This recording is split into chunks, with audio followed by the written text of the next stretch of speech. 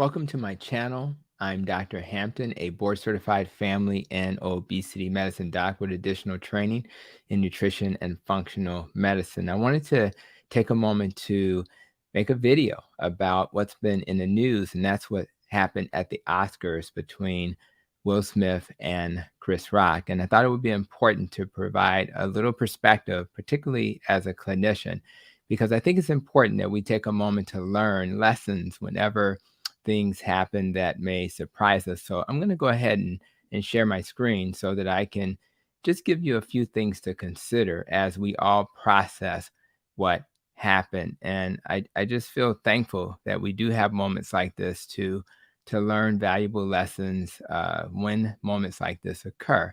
So as I have suggested, I have training in obesity medicine. So most of the time, when I'm sharing information, I share it to speak about low carb nutrition, things like that.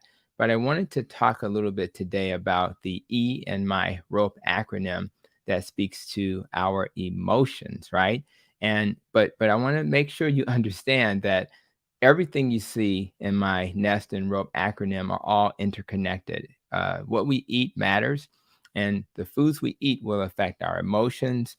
If we fast periodically, we may have more mental clarity and alertness and really tolerate moments when our emotions are challenged. Exercise is as good as Prozac. I mean, literally, when you look at studies, people who exercise get the same benefit as Prozac. So why not just exercise? If you don't get enough sleep, you're going to be irritable. It's going to affect your mood negatively. And of course, the opposite is true.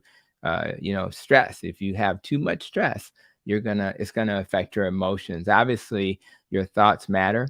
And your emotions are impacted by negative thinking. And of course, if you haven't recovered from trauma, you may find yourself struggling emotionally. And of course, our relationships are important. If I have a bad relationship, it's going to affect my emotions. And of course, the things that we're exposed to that can harm us, the wrong organisms, for example, it could affect our emotions and make us more prone to getting sick by them if our emotions are down.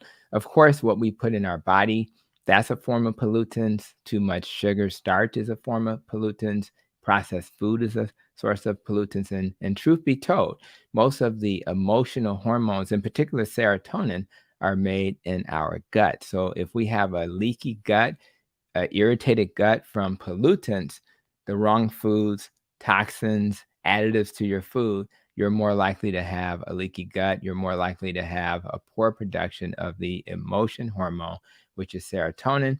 And of course, we want to protect our emotions, and then our life experiences from the past should serve us. So that's why, as a low carb doctor, I focus on all of these elements because I found in my clinical practice, I'm not able to help patients if I don't address these areas which they may struggle with. So as you think about what we're talking about today, ask yourself, where do I struggle and what do I need to do to overcome that struggle? So let's talk today about emotional intelligence. That's what came to mind when I thought about what happened at the Oscars. I thought it was important that we take a moment, understand what that is, and I wanted to share that with you guys. Now, in order for you to get additional information about emotional intelligence, fortunately, I got an answer for that. I'll be writing an article for the Diet Doctor, and I'll make sure you have access to that article where we talk about emotional intelligence. And I want to make sure you have that information. So if you go to my link tree, which I just shared, you'll be able to see to the left my YouTube channel, my handouts that show you how to do low carb, etc. But if you go further down, you'll see that there's a section that says Diet Doctor columns. And in the Diet Doctor columns, which you see to the right, the newest one is going to talk about emotional intelligence because I'm trying to teach that E in that ROPE acronym. So make sure you check that out, and I'll have a link in the show notes for that information. Now, let's talk a little bit about what happened at the Oscars. And as you know, this is not new.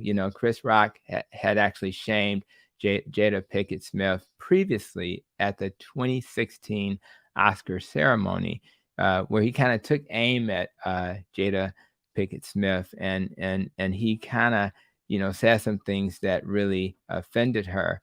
And at the end of the day, what he said was, Jada boycotting the Oscars is like me boycotting Rihanna's panties, and I wasn't invited. So he said some things that shamed her, that offended her, and that was kind of like one of the beginnings of what led to them being upset. So, and now here we go. We go to the more recent Oscars, and he shamed her again by saying Jada can't wait for G.I. Jane 2. And that was his reaction. But the reaction that she had was not particularly pleasing. She was not really feeling that joke and didn't really feel good about it. So that's kind of what happened. And then Will Smith, he felt, well, since you shamed my wife twice, I'm going to shame you. So he responded the way he did by slapping Chris Rock, which kind of rocked the world. People were really surprised by that. He didn't have a history of that. So let's talk a little bit about what shame is. Well, when you shame somebody, as you can see, is a feeling of embarrassment or humiliation that arises in relation to the perception of having done something dishonorable, immoral, or improper. And while it's a negative emotion, believe it or not, the origins play a part in our survival as a species. You may be asking, what do you mean, Doc? How is shaming somebody or experiencing shame, how is that ever beneficial? Well, without shame, we might not feel the need to adhere to cultural norms, right?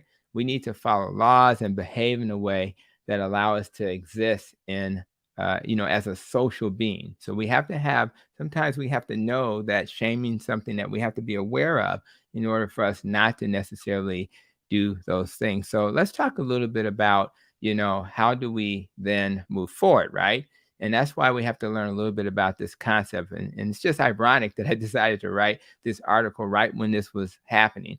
And that's talking about emotional intelligence. And as you can see, it's the ability to perceive, manage, or regulate our emotions. It's also the ability to recognize, understand, and influence the emotions of others. So yes, it's true. And you already know this. If I'm in a good mood in my work environment or at home, it impacts people at home. If I'm in a negative mood, it impacts people at home as well. So what does it look like? So when I have my article presented to you and you get a chance to read that later, I'm going to go in more detail in terms of all of these 5 areas. But for today's video, we're just going to focus on self-regulation. So let's look at what self-regulation is. It's really, about the appropriate expression of our emotions. It can be hard to do when your emotions are running high, as you could imagine, right? And so when the Academy Awards occurred, we witnessed an inappropriate emotional response. Will Smith had a right to feel angry at an insensitive joke about his wife's appearance, right? But expressing it by slapping Chris Rock, it wasn't really an emotionally intelligent response. And I'll be honest with you, this is not just about Chris Rock or Will Smith. This is about all of us, because all of us have to learn how to self-regulate. So I do recall when I was having moments of inappropriate expression of emotion, especially as a younger doctor. It occurred a few times when I, learned about the magic, the healing power of low carb and keto, right? And sometimes in those moments, I would teach patients about it, but sometimes they didn't follow the advice. They didn't really feel motivated to do it. And I would periodically, I would verbalize my frustration to the patient, and if you really reflect on that as a clinician, as someone that's here to help others, is it really appropriate to do that? And the answer is no, it's inappropriate. It's emotionally unintelligent to respond that way. So it's not helpful to me to respond that way. It's not helpful to the patient to respond that way. So what happened was, thankfully, I learned some self-regulation skills, and then I was able to pause. And that's what I do now. I pause. I don't have my knee-jerk emotional response, and I take control of my emotions, and I respond in a more appropriate manner. And I'm so thankful that I learned how to do that, because my patients deserve better, and I deserve better. So So, we have to be responsible for our actions. So, if you have a knee-jerk emotional reaction, that impacts others, you have to own that. You have to own it. You have to apologize for it. You have to, examine, why did it happen? What was going on in my life that made me respond that way? And then you have to come up with ways so that it won't happen again, because nobody really wants to be that kind of person. You just don't want to be that kind of person. We're all better than that. So, and so I'm really happy again that I learned how to do that. And I think about a patient I had recently, who it's not that recent, but fairly recent. And what happened was I had one of those moments, right, when I was like really pushing the dietary thing. They weren't really there. And I started to feel, okay, I'm getting into that emotional state where I need to relax and pause and think about it. And I was able to self-regulate. So I'm happy to say I was able to self-regulate. And in that moment, I did apologize to the patient when they weren't really interested in following my low carb recommendations. Ironically, this is the funny part, right? After I apologized to the patient actually decided to give low carb a chance for about 3 months, like a trial period. So I was very thankful for that. But what happened in that moment is that I took ownership of my inappropriate emotional response, right? And because I did that, and this is what I want you to do, I was able to grow my emotional intelligence, and I think that helped the patient too. So it was really a win-win. So this is amazing, and I think that I'm not the only one. I'm not the only one who's probably grown in terms of taking ownership, because I think that our friend, who we all respect, Will Smith, ended up doing the same, because he did. I think this was on Instagram. He was able to share that he an apology for Chris Rock, and an apology, as you can see to the left. I would like to publicly apologize to you, Chris. I was out of line and I was wrong. I am embarrassed by my actions, and they're not indicative of the man I want to be. There is no place for violence in a world of love and kindness. So I'm so happy that Will Smith made that apology. I hope that Chris Rock received it.